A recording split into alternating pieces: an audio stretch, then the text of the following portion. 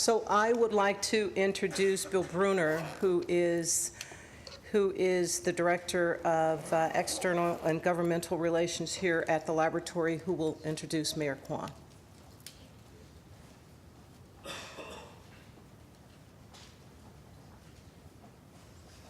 Thank you so much, and really appreciate everyone coming in today. And we have quite a packed house. For those of you who are watching on Lab TV, quite a good showing for this wonderful event. Let me first say what an honor it is for me to introduce the mayor. I've worked with the mayor for a short period of time on the board of the Chabot Space and Science Center, and I know firsthand that of her commitment and her passion for science in the service of education, and especially for underserved communities. So I wanted to say I'm a big fan of the mayor. I'm an Oakland native myself. I mean, it's sort of with the mayor, myself, we went to the same high school, a little bit separate in time. So there's more than just one set of coincidences here. So with no further ado, because you all have waited long enough, here, Mayor Jean Quan of Oakland. Thank you. Thank you. So this is where the human factor versus technology makes a difference. If you put 7,000 East Avenue into your GPS, you're on the wrong side of the lab. And I told my sister, I said, no, this isn't the right entrance.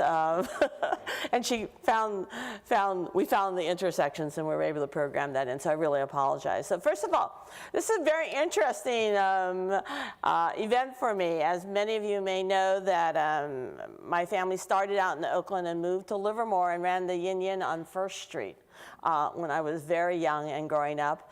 My mom, a single mom, couldn't keep that going, and I spent a lot of time back in Oakland and with other relatives in Berkeley and San Francisco over the years. I spent some time at Oakland Tech, so I'm not sure which high school he's talking about, but I formally graduated from Granada High School here in Livermore. As a single mom, my mother had a lot of friends and relatives, and so I also went to summer school at Oakland Tech. So if that's the high school you're talking about, that I feel like I have strong roots there too, and really got an opportunity to see the Bay Area and the lab evolve over time, and having different relationships with it over the years. So I was telling someone that when I was a very little girl, I remember standing along the avenue with a British flag waving to the Queen of England, who was being brought in Edward Teller's limousine, which was the only limousine we Livermore kids ever saw, right? Came back and forth every day from Berkeley, and we knew, oh, well, there's the guy who had the Queen of England with him, right? And then when I got older, and it was at UC Berkeley, I came back here for my first peace demonstration when we were very concerned that tactical nuclear weapons might be used in Vietnam. And I have a brother-in-law who worked here for most of his career on lasers before he could even, he'd never tell us what they were, and now lasers are everywhere. You have a generation of kids who never knew not having lasers, much less cell phones and iPads and all the rest. So I'm particularly happy to be here today, and I was asked to talk a little bit about women, barriers, and some of you may know that yesterday I was on the Golden Gate Bridge with a group of women as part of the International Google Bridging, and the theme was technology. So I was there with Dr. Cagle, who is an African-American physician that was trained at Highland Hospital when my husband was medical director there, and who got to step on the moon, and who's an amazing person. I hope to host her at the Chabot Space and Science Center soon as a great role model. And it was amazing that that would be the theme, and I'd be here today. So let me just talk about the very basics as being a woman in politics and the state of women today, and particularly what I see the role of those of us who care about science. For me, public education, but particularly the access to math and science, is often the civil rights struggle for young people in this country. Getting them through school, sometimes in Oakland seems to struggle, but even when they're in school, making sure that they have world-class access to technology and to the dreams that we have. Growing up in Livermore, I grew up at the time when I think I and one Japanese American kid and one family of Filipinos may have been the only Asians in my little group that went up to Granada High School. It was not as diverse as it is today. And I remember being called, because this is right after World War II, and on TV all we could see was these old World War II movies, and everyone says, oh, you're a Jap. And I like saying, no, how stupid can you be? I'm Chinese. But, it would be, a time when there was not a lot of diversity out here. So I'm always amazed now that I have friends out here who say, yeah, we had a Chinese New Year celebration. There were a couple of thousand people here. Think about just in our lifetimes how different that is. In California today, you can't be a city of just one kind of people. Oakland, we were looking at the data, we are now almost exactly a quarter. We're 25% white, we're 25% Latino, we're maybe 19-20% API, Asian Pacific Islander, and we're 29% African American. That's about as close to a quarter that you can get in our city. Oakland is one of the most diverse cities in the world. Our public schools have 128 foreign languages. The kid who won the spelling bee is a refugee from Nepal. That's sort of Oakland. That Oakland, if you think about it, was where the Transcontinental Railroad really ended, not San Francisco. And because of our affordable housing, has always been a gateway for each group of immigrants. I can tell where there's civil war in the world by who the newest group entering the Oakland Public Schools is. And so our children grow up in a world that knows different cultures, at least in different ways, if not in a personal way. But particularly a city like Oakland, I remember at the very end of the campaign, it was a very tough campaign, very close campaign. I literally had to walk to 260 precincts. We had 220 house parties. It was a very reassuring thing that you could still have personal contact, Trump being outspent by about $2 million. But that we live in a time where personal touch and high technology, you have wide reach, but the personal touch is still really important, and that you have to combine those two, I think, to be successful. And I think that has a lot to do with how women still have barriers to transgress. And growing up in America, I faced discrimination as both a woman and as an Asian American. But I would be happy to say today that I'm probably facing a little bit more discrimination for being a woman in power than I am as an Asian American. We were just sort of checking stats the other day about how Asian Americans proportional to our population still have glass ceilings. And I was so happy to see Gary Locke being announced today as ambassador to China. Isn't that sort of a novel idea? Have a Chinese American who speaks Chinese be ambassador to China? It seems like a good idea to me, although now he'll probably be the more famous of the Chinese Americans in China. And some of my friends know that after the announcement was made, I got emails immediately from friends who are in China. Congratulations. I'm like, okay, this hasn't been in Oakland Tribune. How do you know this? And they say, hey, it's on the blogs here in Beijing and Shanghai that you won, and that the announcement was finally made. They've been following it, and then the announcement was made something like 7 o'clock in Oakland, and people in Beijing and Shanghai were sending me emails immediately congratulating me, and apparently I do about an interview every week. But let me go back to women. Often, I think, when I walk around the city, clearly I get lots of hugs from Asian Americans, but I get equal a number of hugs from girls. We've added Maisha Everhart, who worked for Al Gore on his climate change project, will tell you that when she goes anywhere with me, we add about 5 to 10 minutes now, because inevitably if I walk on the street, and particularly around the time when the kids are out on the street, I have to stop because someone will say, there's the mayor, and they'll all take out their cell phones and they'll all want a picture. Right? So you have to add that time on your travel to it. And what you get is that even though we've come a long way, we still, it's 158 years for there to be a woman mayor of Oakland, because it's a strong mayor, particularly directly elected and not a rotating mayor.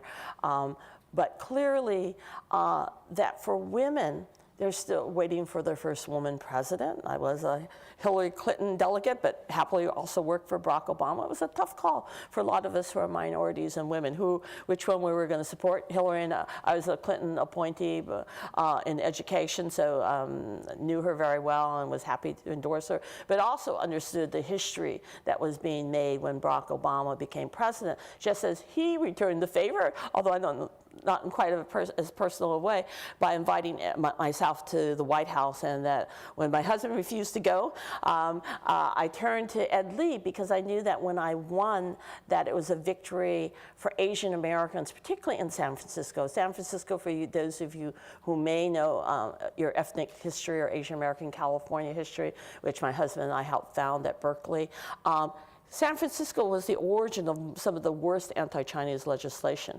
So they had been waiting for a long time for Ed Lee, and even though he's appointed, are thrilled, and Asian Americans in general are thrilled that now with Gary Locke, I can imagine there's going to be dancing on the roofs in some places. Amazing that there are still barriers, but you know, San Francisco was the origin of a lot of the anti-Chinese acts. Chinese Exclusion Act has impacted my family, impacts families still in terms of reuniting families. So despite that, Asian Americans are feeling like, okay, we've moved forward. But for women, the statistics are much bleaker. The percentage of women in the boardrooms, the percentage of women even in the legislature, much more than it was, but we're nowhere near. Last time I was in France, I was actually charmed to hear that they've actually decided that half the national legislature has to be women. And in our legislatures, in California, I think it's now about 35%. In Congress, I can't remember the latest stat, but we have a long way to go. So when people ask me, what's the toughest thing about being Oakland's first woman and Asian American mayor, I often say sometimes it's the woman part that's a little bit more questioned. So for instance, during the campaign, I was constantly asked, was I tough enough to be mayor? And I would laugh, and my colleagues down here will appreciate that. I said, I was a school board member. If you can survive being a school board member, you can survive anything. In California, where you're underfunded and there's nothing more emotional and more personal than your children. And to be a school board member in California, where you have moved from, when I grew up, the best funded schools in the nation to the lowest funded, nearly. We're only above Mississippi, I believe now. That's pretty amazing. And so people who are school board members deserve their entrance into heaven and their halos, because it is an unwinnable situation, and particularly with the cuts now. And it's why, as mayor of Oakland, I'm trying very hard to be an education mayor. I'm probably one of the few big city urban mayors that not only was a president of a school board, but actually led the National Urban Caucus of the National School Board Association. So I have a strong passion for equal education, because growing up in Livermore and Oakland, I could be the daughter of a woman who came because of the first crack in the Chinese Exclusion Act. After World War II, the vets were allowed to bring their brides. They called it the GI Bride Act. It was the first crack in the Chinese Exclusion Act. Because in 1882, we decided that we didn't want too many Asians, particularly Chinese. I always tell people that had not been for the Chinese Exclusion Act, California would probably look more like Hawaii does today.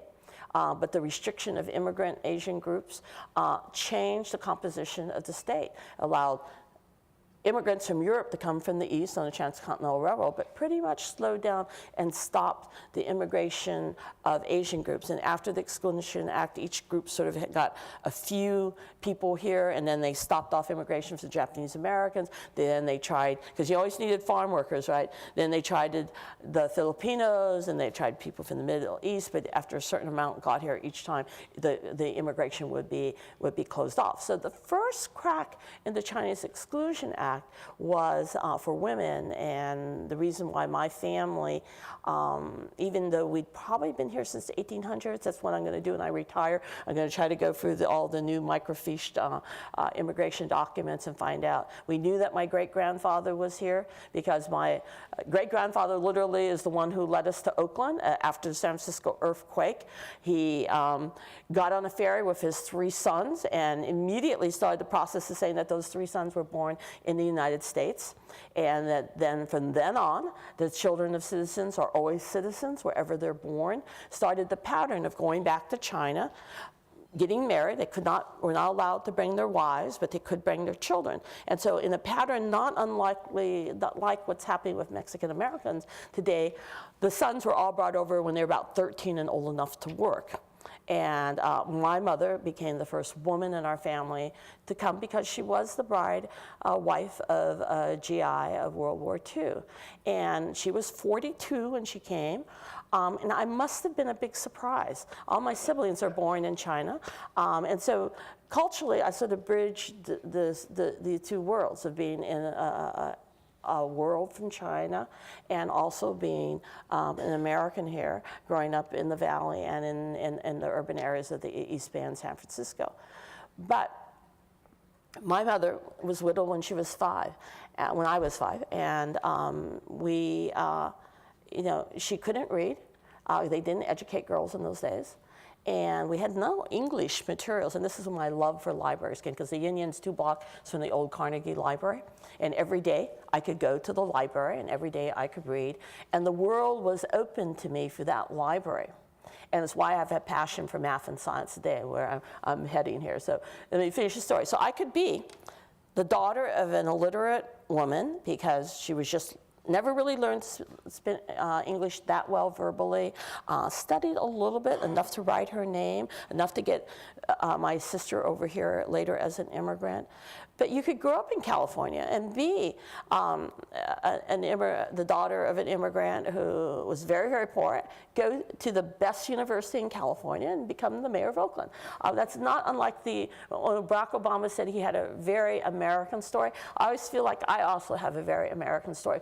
And the basis is public education. So this fight that we're having now to at least get Jerry's sales taxes back on the ballot so that the schools are not cut more. That's what we're talking about. We're not talking about bringing our schools back to where they are. We're just talking about not cutting education anymore is so important to the future of the country and our investment in people. When I see the progress that countries like China and Vietnam are making in terms of what of their GNP they're putting into education of children, it's a national disgrace for us.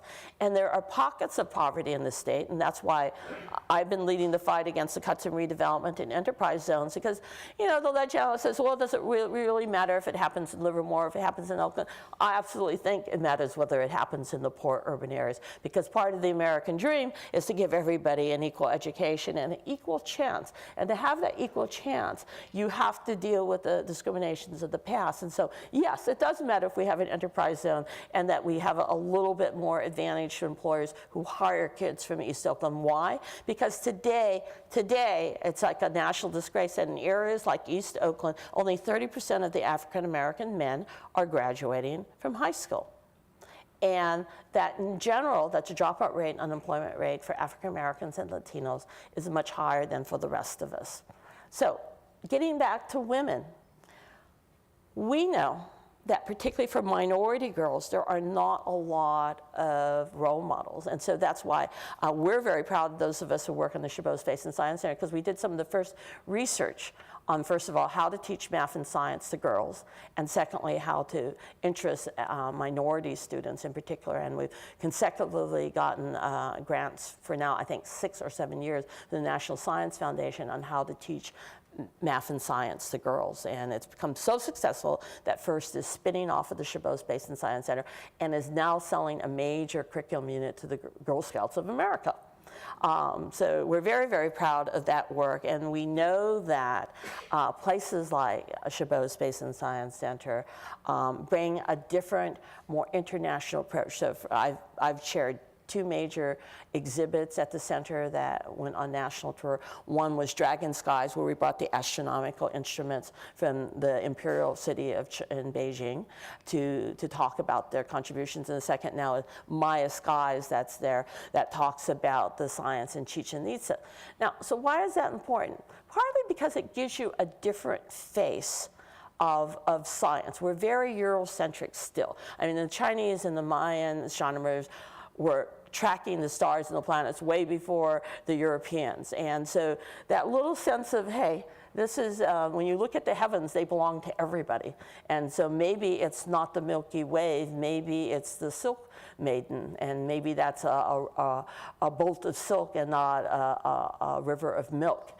But that it's still the same skies, we just bring different perspectives, and those different perspectives enrich the world, enrich us in general. Let me end here. There are a lot of great women scientists in this room and at the lab. One of my major projects is a project to mentor 2,000 kids in Oakland, and I call them Oakland's toughest kids. They're the 500 kids that get in trouble with the law. They're the 300 kids that become 18 and emancipated from foster care and literally become homeless. Now, there's a new state program that if they stay in school or if they stay in the job training program, they'll continue to get some support. I don't know about you, but can you imagine being homeless at age 18? I just finally got my kid who went to Princeton off my payroll, because he decided that not only was he going to go to Princeton, that he was going to get an MBA, an MA, and an MPH, and then go to medical school. So literally, he's like 30 years old, and it's the last year that I've paid that I've had to pay a cent for anything that he's done. On the other hand, my daughter's still in graduate school and ran my campaign and is going to graduate school and is in politics now. So we figure she's going to be a teacher. She's always going to be poor. We're probably always going to be supporting her. But that's okay. If you can imagine being a foster kid in Oakland and being literally homeless when you're 18, it's not a surprise. The high percentage of girls who are sexually exploited in areas of International Boulevard, et cetera, are foster kids. And the last group is the 1,200 kids who miss 20 days of school. I'm a former school board member. That's a target for me. We just did an amazing study. We found that 65% of the kids who missed 20 days of school when they were in middle school got in trouble with the law. We also know they're more likely to drop out of school if they miss 20 days of school. And these are the kids who need some help and need some personal guidance and care. So that's the major campaign I'm running. And so I'm going to stop with this story. Many of you may know about the Oakland Tech Pre-Engineering Academy program. It's at Oakland Tech. It sends more kids to MIT and to Harvard than any other high school in the East Bay. I'm talking about we beat Piedmont. I think we beat some of the private schools out here. And it is a place where Ivy Leagues, quite frankly, go when they're looking for diversity in their schools. And when I was on the school board, the Pre-Engineering Academy was unfortunately majority guys, and maybe Asian Americans were the main minority in the program.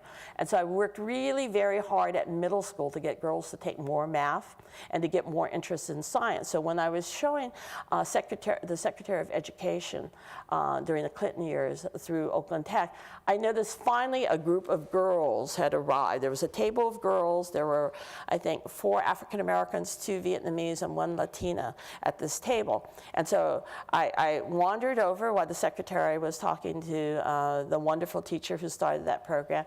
And I said to the girls, so how did you decide that you wanted to be engineers? And I asked them, and they said, well, you know, on work to school day, we got, or take your, I'm sorry, not, go to school, go to work day in the public schools. I can't remember, I've not been a school board member for a while. We got a chance to go to PG&E. Because our parents didn't take us, but we got a chance to go PG&E, and we met an engineer. I said, so did this engineer inspire you because they were a woman or minority? And they sort of looked at me and they said, no, he was a pretty boring white guy, but we figured if he could do it, we could do it. So it's, I say that not to give the guys a bad time, but what the moral of the story to me is that a lot of these kids had not seen somebody who was a scientist, that it sort of seems out of their range, and that when they get a chance to see what scientists do, first of all, it's more interesting than they think. And then secondly, it's also not so distant. And that's true of almost every mentorship program that I helped start in the Oakland Public Schools. That giving kids who don't know people in different worlds an opportunity, and quite frankly, they're teachers too. So I'm on a big campaign to get corporations to not only take interns, but to take externs that is teachers for the summer. Because a lot of teachers have been out of the private sector, not in the regular work world for a long time. They don't even know what kinds of jobs that they're training people for. And in science, that's probably even more so, because the scientific knowledge is growing geometrically, and that we need to help our teachers understand what they're training young people for in a less abstract way. And so basically, I end with that story. Everybody can help. I think we, in America, that public education and giving young people hopes and dreams, giving them a way to feel that hope and dream is so important. I know the lab does some outreach. I know particularly that you've had in the past internships, and I encourage you to continue to do that, and I want to thank you for the invitation.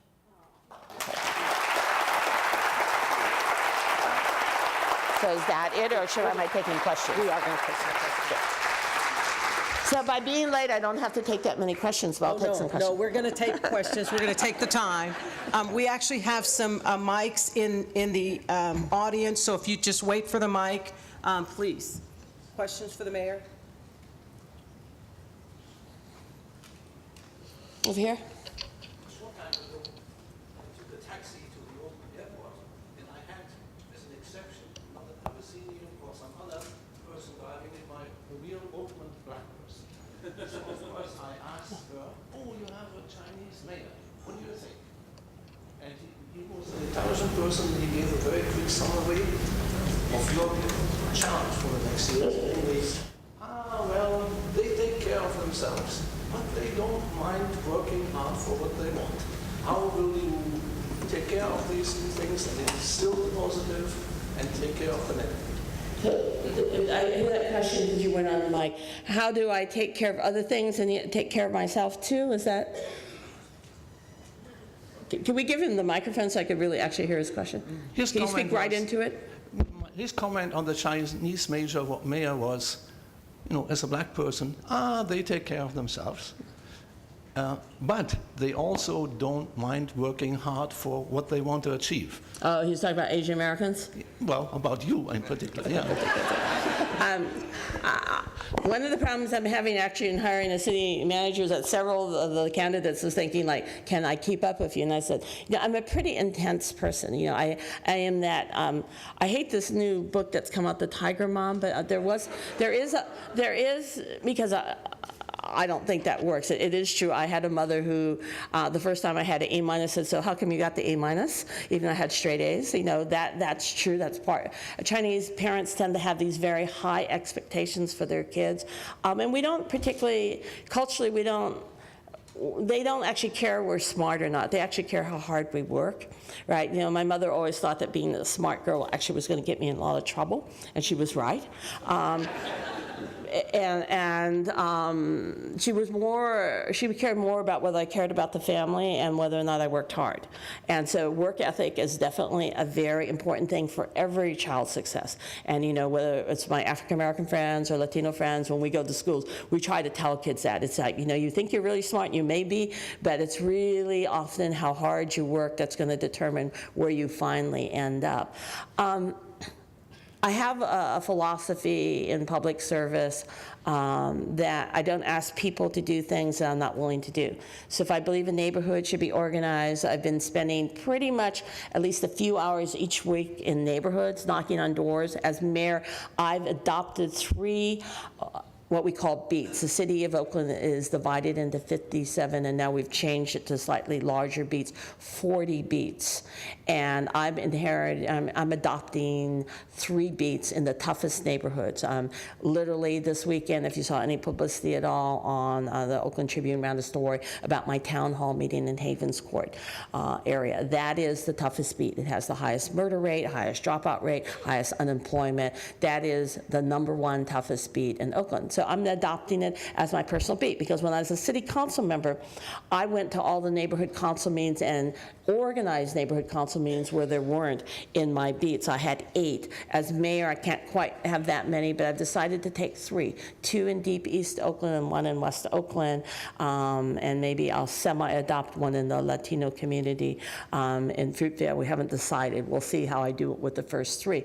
So an important thing, I think, about the Asian American stereotype is some of it's always true, some stereotypes always true. Chinese, I think, are more ethnocentric than I am as a Chinese American. But being a politician and winning the kind of race I won, I literally knocked on doors for 18 months. Nobody knows more about the city of Oakland, I think, today than I do. When you knock on that many doors, we're talking about 260 precincts. My political friends here will give you a sense of that. No, not everybody's home. But if you walk for 18 months in 260 precincts all over the city of Oakland, you get a pretty good sense of who the city of Oakland is. And to me, what I learned is that Oaklanders are particular people. First of all, I tell the New York joke, the New York Jewish joke. I learned this in New York Jews when I was a patient advocate in the Lower East Side. It's like, you can have 2 Oaklanders, but 3 opinions. We're very opinionated. We don't mind, actually, people thinking of us being a little bit tough, or as the young people say, we're a real city, we're real neighborhoods. We interact a lot. We're big enough to do almost anything. We're small enough that the people can run into the mayor, and do run into the mayor shopping for groceries at 10 o'clock at night and ask her a lot of questions. We're that kind of city, and that now Oaklanders aren't surprised if I am at their door, knocking on their door on a Saturday morning. Asking them to come out to a town hall meeting. It's been a pretty amazing response from the community. We had in this beat, Havens Court, which high unemployment, et cetera, 250 people showed up and then broke down in small groups and hung around for 3 hours on a Saturday afternoon to tell me what they wanted and what they thought the solutions were. So I'm pretty excited, and being Asian American is just part of it. Oakland is now a city that we're so ethnically divided. Anybody who can reach across to other people can be mayor of Oakland. A white person, a Native American, a black person, a Latino person. And that's an amazing city to live in. It gives us the buzz. That was probably too much information, as my kids say. All right, back here. You talked about trying to make sure that California schools don't slip any further. I'm wondering if you ever foresee a day when California schools retain their former glory. And if so, how on earth would you get there from here? A couple of things. It would take a change in our national priorities because particularly for poor and immigrant kids, the federal dollars are really important. So this fight around Title I, because the Republicans are now proposing to get rid of that money, makes a huge difference. So we could be giving a lot more Title I money than we have been, and that would be part of the solution. The other solution within California is we've got to get beyond the point where right now what's happening, it's pretty horrible. I mean, I knew that when Arnold, going back a couple of generations, when Arnold put the state deficit literally on a credit card, I mean, I couldn't believe that they did that. They, instead of balancing the budget, they bonded on their debt. If I'd done that as the city of Oakland, I would have been bankrupt by now. So now that you've got a situation in the state, and I think what it means is that people need to pay more attention, because it's very similar to when President Bush put the war of Iraq off budget. That is, they printed the money and didn't have it budgeted, and it was $3 trillion a year. So we're now going to pay in these budget cuts they're now making, and I think sometimes as citizens we just sort of, if it doesn't hit us in the face right away and we push it down, I think we all as citizens have to sort of demand that, I mean, this is pretty painful. I'm going to be probably laying off 200 people in this budget cycle, but I know, and I was taught and disciplined as a school board member, that if I didn't balance my budget one year, they would have no books the next year. So however painful it was, I had to make the cuts and stay within the budget, but that didn't stop me from going out and asking for more resources. So 2 things. I think that we probably have to pass ancestral taxes just for education, whether that's at the local level or the state level. Secondly, I think an amazing gift of our generation could be what I call the boomerang movement.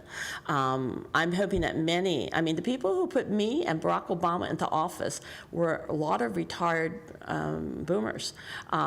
It's in a movement that I've noticed recently, and it's changed political dynamics. Don Prada was very frustrated one day and said, how could she have only spent $30,000? This is when he'd already spent $400,000, which was the old campaign limit in Oakland before he broke the ceiling. How could she only have spent $33,000? And I was like thinking, because my daughter did the videos and her friends all for free, and that most of my full-time volunteers, about a dozen of them, were all retired boomers, right, who were giving in. So I'm actually hoping the off-budget part of saving public education is that particularly in cities like Oakland, where I have a highly educated workforce, and many of them are about to retire, that we all start giving back in a very organized way to public education and to kids in a way to save this generation and to close the gap. The gap between the poor and the rich in this society will destroy democracy as we know it. And that people, the right-wingers, particularly I say, not fond of me saying that you can't solve crime just with police. That if kids have no jobs, I could have 1,000 cops at $100,000 each, by the way, compared to my teachers who are more like $60,000 each. I could have 1,000 cops, and I'd still have crime in Oakland. But if I could put the same money up front into schools, I could probably bring it way down. If the young people in East Oakland had a little hope and real jobs, which is what I'm working on, and so we'll see. My being mayor of Oakland and being the first mayor who's got a plan to do this, try to bring down crime rates and help schools at the same time, will be very interesting. I know that I am a policy wonky kind of person. I measure everything. I know that when I did my first complete village center after school program, that burglary rates went down 40% in that neighborhood. No big surprise. Give kids interesting and effective things to do after school. Give young people, and so we'll see my 3 beats. I'm doing a drive to give 100 jobs each in those 3 beats. I bet you if I can take 100 kids off the streets who are hanging out in the parks or selling drugs on the corner and give them summer jobs, that the crime rate can come way down this summer. So we'll see. People say, oh, you can't throw money at social problems. And as a school board member, I always say, can I just try it once? Can you give me enough money just once, and we'll see if we can make a difference.